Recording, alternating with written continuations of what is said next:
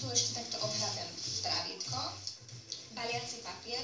Ja mám takýto zelený, ale vy použijete rôzne farby podľa toho, ako chcete mať krabičku. A úplne na záver rôzne dekorácie. Ja použijem takéto kvietky a takéto trblietky.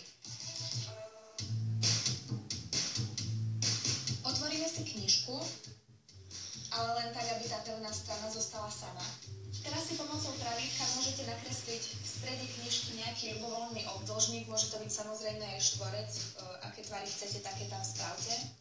Ja som vám teraz takýmto X-kom vyznačila to, čo vlastne vyrežeme. Vyrežeme vlastne takto celú knihu. Keďže je kniha hrubá, pôjde to ťažšie a preto požiadajte o pomoc maminu alebo tatina, tým to pôjde určite ľahšie ako vám. Teraz si postupne už z predkreslených čiar vyrežeme všetky strany a takýmto spôsobom si vlastne vyberiete všetky vnútorné strany knižky. A ak sa vám nechce toľko rezať, použite tenšiu knižku. Ja už naozaj teraz ľutujem, že som si vybrala takú hrubú, pretože budem mať rezania až, ale akú knižku som si vybrala, takú mám a ja idem rezať. Sa blížim ku koncu, už vyberiem moje jednu stranu. Teraz som ale zistila sama na sebe, že sa mi viacej páči, keď tam niektoré tie spodné zadné strany zostanú. Vyzerá to stále tak knižne. Čo ideme teraz robiť je, že naniesieme takto po obvode strán lepidlo. Lepidlo si teraz naniesieme v takom väčšom množstve. Takisto aj z bočnej strany a ešte spodná strana.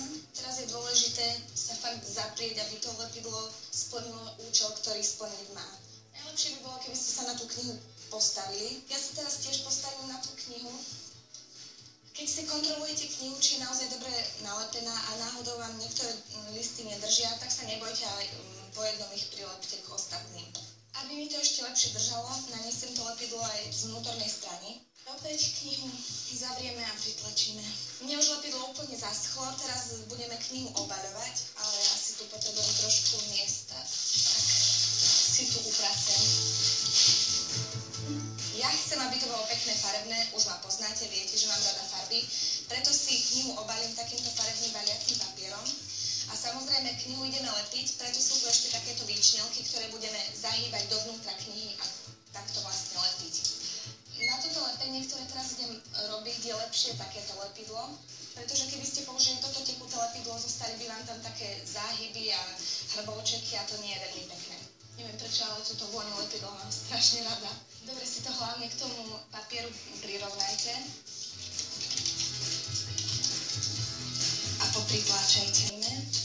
Ja som si teraz lepidlo naniesla takto po krajoch tej knihy a prednú stranu už máme nalepenú. Pôjdeme na stri. Ja mám pripravené tieto kvety a ešte rôzne trblietky. Ja som si zo všetkých kvetov vybrala práve tento jeden. Neviem, ako sa mi to podarilo, ale úplne mi ladí k tomu obalu. A rozhodla som sa, že si kvet teraz nalepím do stredu a okolo toho nalepím potom ostatné trblietky. Ja som so svojou krabičkou spokojná. Spredu vyzerá takto magicky a čarovne. Ak by ste chceli, samozrejme môžete ju oblepiť aj takto z bočnej strany, ale mne si to páči takto.